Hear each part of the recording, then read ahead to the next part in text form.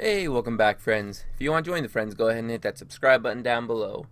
So today, I just wanted to talk a little bit about the RuneScape Runefest reveals already. There's a couple of pretty interesting things in there. In the background, I'll just be showing myself trying to get a couple of skill chips. It didn't go so well, but that's besides the point. So, what are we going to be seeing in the next, I guess, 5 years of RuneScape? They decided to make this year about the next 5 years of RuneScape for some reason. I guess they want to prove to us that it's going to be long term, but all in all, basically they're talking about the next year or so, and then they have 5 year large picture goals, I guess. They want to try to make skilling a little bit more inventive, I guess. That way you don't have just sitting there fishing at barbarian fishing for the whole entire up to 99, or if they want to change it up to 120. They did talk about having a couple of other skills go up to 120. But the RuneScape reveals is where the majority of the updates came from. Treasure Trails rework is coming. There's a couple extra benefits. They have mega rare second age outfits, flaming sword cosmetic override, ice dyes, treasure trail outfit. I guess it's going to be some sort of reward that helps you with treasure trails. Footprints, whatever that is, and the idea is that they're going to be having better rewards for the lower clues, and they're actually adding a new clue for Master Clue Scroll. They already updated that in old school RuneScape, but it is a nice update for the regular RuneScape.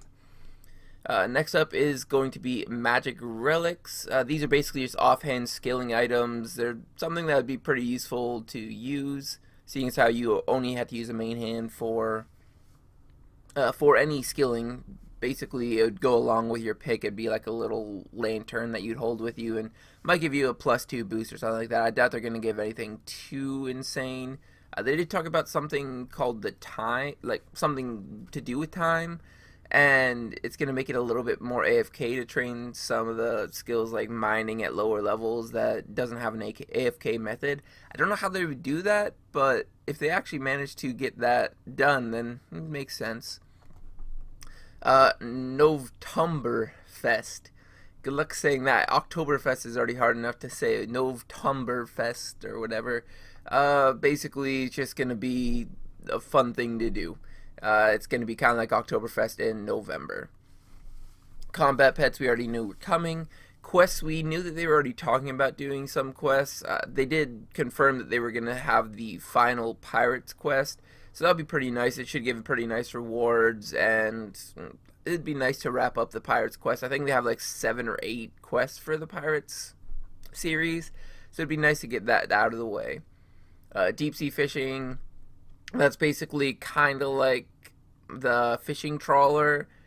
I imagine they're going to make it a little bit more complicated, and I would assume that they're going to give better fishing XP rates than any other way of training fishing, which would be really nice to get a little bit faster since fishing's a pretty slow skill to train. I know that I think you can use like crystallize on it and make it a little bit faster, but deep sea fishing will be nice. Safecracking, basically they're trying to make things more interesting. They want to give another way of training thieving. Nobody's going to use this though because thieving is so AFK now with the elves. They'd say targeted towards level 65 to 95, so that might actually be a little bit better than I'm expecting, just because 65 to 95 has a lot of click intensiveness. So doing something like safe cracking wouldn't be bad if it's actually interesting to do. I much prefer to do that than right click pickpocket over and over again. So I guess it makes sense to target a new thieving update towards those levels, and if it's good, I probably will do it. The Lost Grove, basically it's going to be a pretty big island. Notice a trend here. They are taking updates from old school RuneScape that went well, Fossil Island, and they're making them RuneScape 3 based. So Lost Grove, I think, is going to be very similar to the Fossil Island. There'll probably be a couple of new skilling updates. Like, I know Fossil Island had a better compost that you could make. So that would be nice to have a couple of extra skilling incentives. And they are going to have 3 new Slayer creatures, which I think they should have had a couple Slayer creatures already ready to go when they put out level 120 invention or 120 Slayer. But it's nice that they're actually expanding on it and getting content in the last 20 levels of Slayer. I think in a year, maybe 2 years, 120 Slayer is going to make perfect sense. I don't know if that's actually what we want from a 120 skill, though. I don't know if we want to have to wait a year before 120 actually seems like a reasonable goal. It is nice that they are going to fill it up over time, but it does seem a little bit empty, especially for 80 million experience. You don't really get but 3 creatures, 2 of which you could already kill because they were just the celestial, not celestial dragons, the gemstone dragons. There's already, you could already kill those before 120 invention came out. So I'm not 100% sure exactly if that's the right way to start up a skill, just to have a couple of new creatures or a couple of new things to do during the last 21 levels of level 120, but it is something that at least they're fixing now. Uh, Wisp of Groves, I actually didn't see about this yet, so I'm just going to read it over really quick. Oh, it's just part of the island. It has a weekly D&D for farming and hunter. I did read about that. Next thing is Dimension of the Damned. Now, this seems like it'd be a fun little event to do, but it seems like it would get old really quick. It seems like you're basically going to level up kind of like you would for Iron or Dead Man mode in old school RuneScape. Again, another old school RuneScape trying to transfer over to RuneScape 3. But you basically are trying to get the most amount of points throughout the entire event.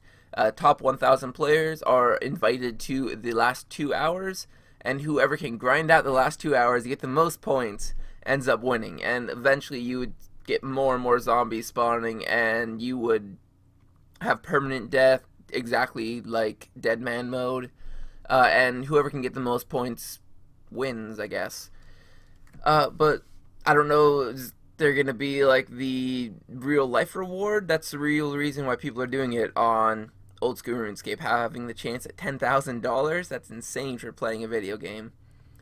But I don't know, if there's at least a reward to your actual count, people will play it. Probably not as much as a real life reward of money, but yeah, whatever. Do you want to talk about the new boss that they were talking about? New group boss called Solek. Basically, it looked like kind of like a tree, like an ant or something. So I don't know. It seems interesting. I think that they're going to have to make it extremely difficult to make it have really good rewards. So it's going to be something that only higher level players can kill. And they say targets of groups up to 7. People are just going to find the best way to do it with groups of like 3 or 4. That's just what's going to happen. Every time they target it towards something, people get better at it than they were expecting them to be, because honestly the QAs can only be so good. There's people out there that spend 20 hours on combat every single week, if not every single day. So there's people that are a lot better at combat than their QA testers. So I know that they're going to get littler or smaller groups than 7, and they said something about a duo mode. So if duo mode's the best way of doing it, then that's what people are going to do. A couple of unfinished business, bank rework, they're still talking about it. Clans in 2018, they want to do something with it. Day-night cycle, they're kind of looking at. New boss monsters, they're also looking at. They already talked about Solek in more expanse, but they're already talking about bigger updates like that. And the last one, the one that I'm actually really interested in, is Group Iron Man update. Basically, what that means is you have a group of 5 or 10 players, or however many they're willing to go up to. I imagine like 5 players would be perfect, just be for dungeoneering.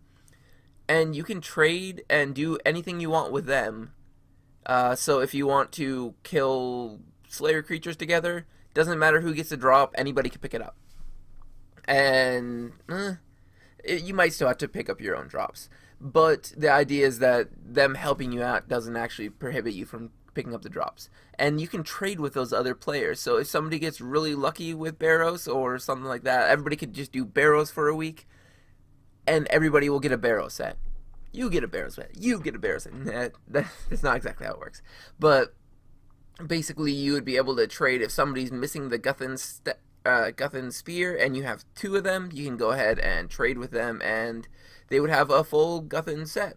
So that would be really nice. I'd really love to do this with a couple other YouTubers. I don't know who I would actually do it with, though. I would have to find a couple guys that were going to be invested and wouldn't be bothered too much by the fact that I don't play as much as I used to. It'd be really fun to do. I love the Iron Man mode. But I have to find a couple guys to work with so that this would actually be different than a regular Iron Man account. That seems to be everything that they had on the Reddit page, at least. I'm sure there's a couple things that they're missing off of there. If you have anything else that you want to mention, go ahead and leave it in the comments down below. Love it if you leave a like, and if you want to see all the rest of my content, go ahead and hit the subscribe button. As always, though, have a good one.